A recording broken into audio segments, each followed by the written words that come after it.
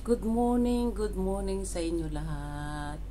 Ayun, ito yung ito yung project ni Jonji, yung ah, onion leaves. Ayan yan, tumutubo na. Binibisita niya yan. Pagka pupunta dito yan, titingnan niya. Ito naman yung mga nilipat ko. Ang laki na niya, bilis niya lumaki, oh. Nilipat ko sa mas malaking paso. And, ayun, yung aking magandang, dalaga. Kinatawag ko siyang dalaga kasi siya lang ang may kulay sa mga plants ko. Yan, ang bilis niya, oh. Thank you.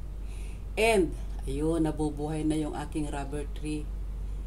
Oh, salbahing naturyo, nilabas siya sa initan, no?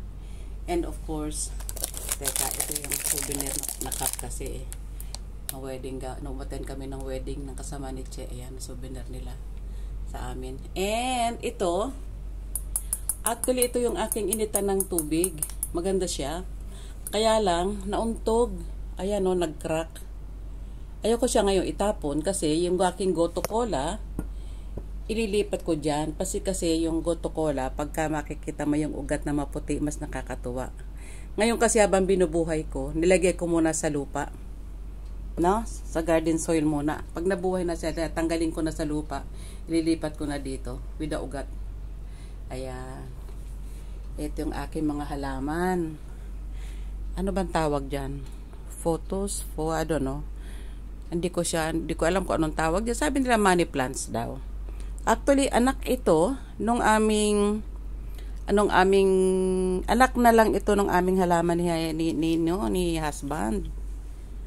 Yeah, anak niya lang ito, inayos ko na lang. Kasi tumanda na yung una. Nako, kada umaga, pinupunas-punasan nyo, lalo na pagka weekend, pinupunas-punasan niya yung mga dahon yan. And, eto, yung aking inayos nung isang araw. Yan, pinagsama-sama ko. Si Mother's Tongue at saka si Forever Rich. Ayan, nilagay ko siya dun sa likod ni Papa God. Ayan, ni Jesus Christ. No? Oops. May lemon pa ako. Ayan, dyan ko siya nilagay. With my candle. Para tahimik siya, hindi siya nagugulo. Ayan. And of course, Jesus Christ is always there on top. Okay. Okay. Yung aking malaking relo, nasaan ba? Nakatabi. Gustong-gusto ko yun. Kaya lang wala na akong pagpwestuhan dito eh. Magre-rain. Ay, pakita ko nga pala sa inyo yung aking Goto Cola uli. Punta tayo sa aking maliit na balcon. Oy, don't mind my old laundry bags. Hindi ko siya tinatapon kasi tataniman ko siya ng kamote. Yeah. Kamote or para makakain ako ng talbos. Maganda daw yung mga butas-butas na yan eh, para dyan lalabas yung mga talbos niya. Kaya napakainit pa kasi. Bumili ako ng garden soil. Bumili kami ni Donji ng garden soil ng isang kaya lang masyadong mabigat. Gusto lang namin maglakad. So hindi kami makakuha ng mas mabigat pa sa 10 kgs. Ayan. Diyan lang muna yan. Makikita nyo yan lagi. Yung aking bees ay nandun pa rin sa ibabaw. Ayun. Kalmado sila. Malamig eh. Dito sa area na to, yung singaw ba ng AC. Gusto nila dyan, no, tahimik sila. And hindi ko pa nakikita yung Mother Queen, ha? Hindi ko pa nakikita ang Mother Queen. Oops, ang ating teka. Tingnan nga kung makikita natin. Oop. Hindi nakita. Madilim.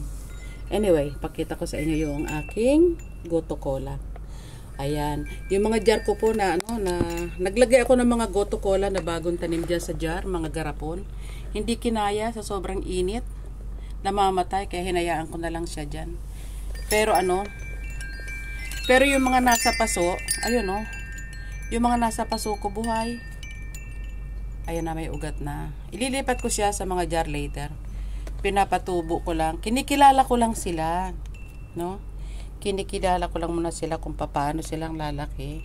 So, may mga nilagay ako sa garapon, sa jar, hindi nila kaya sa init. Ngayon, pinaugat ko sila doon sa mga paso na yon. Mukhang okay. Later on, ipapasok ko sila, ililipat ko sila sa mga jar para nakikita yung ugat ba. Ito naman, money plants din niya, yung bilog na yan. Ay, so, pasensya nyo ng aking, ang aking salamin madumi. Ayan po. Nakita ko na yung aking glass cleaner, nakatago lang pala. Ay, yan. Yan ang aking... Ayaw niya pala ng sobrang matubig, nabubulok. Kaya inilabas ko. Na-discover ko noong isang araw. Yung mga dahon niya na malapit sa sa soil, nabulok, mabilis nabulok. Kaya inilabas ko siya diyan para matuyo siya. Ayan siya, oh. Sayang. Pero maganda siya, eh. Teka muna, subukan ko kung maipapakita ko sa inyo subukan ko close up ko.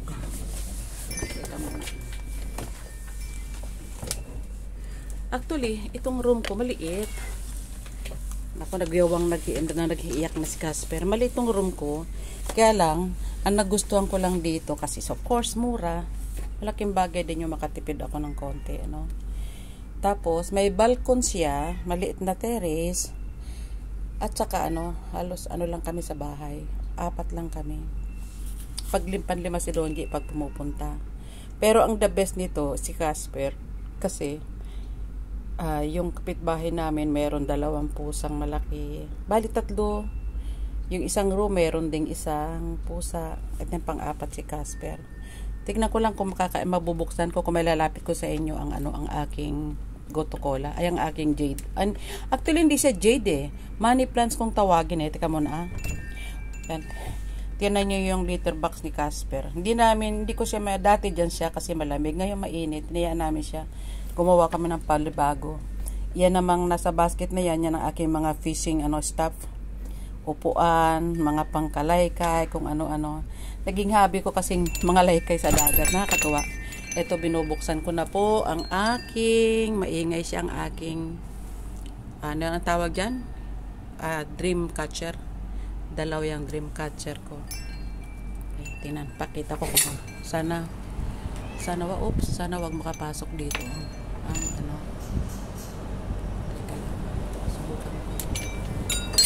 Subukan ko lang siya. Sarangan ko lang yung business, hindi makapasok. Subukan ko lang. Ayan yung aking ayan. Tingnan nyo, ang ganda niya. Money plants kami. Ganda, no? Mukhang nagustuhan niya dito. Huwag lang daw direct sa sunlight.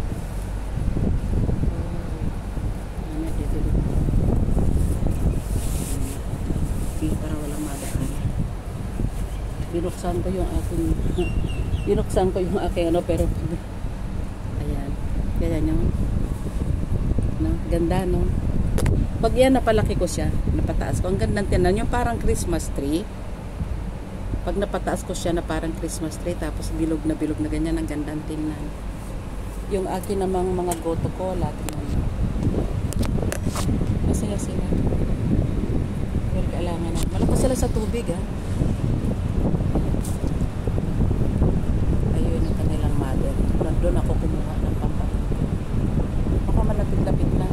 Buhay na sila, Pag yan nagsabay-sabay siya, na pare-pareho ng laki ng height, para siyang magiging canopy ang itsura. Ang gandang tingnan. Yun ang gusto ko ma-achieve. Tapos ililipat ko sila sa mga jar para makita yung mga ugat nila sa ilalim. Kasi pagka malinis yung ugat, hindi ka matatakot kahit bisita lang kita, hindi ka matatakot kumain at gumuya kasi nakita mong malinis. Ngayon medyo mag-aalala ka pa kung hindi ako sa akin okay lang kasi alam ko malinis. Pero mas maganda yung sa tubig lang talaga. Tingnan niyo yung mga yung mga garapon ko. Natuyo siya. Siguro kasi mainit ang tubig kaya kaya hindi ko na lang muna sila ginagalaw. Hugasan ko sila later. Okay?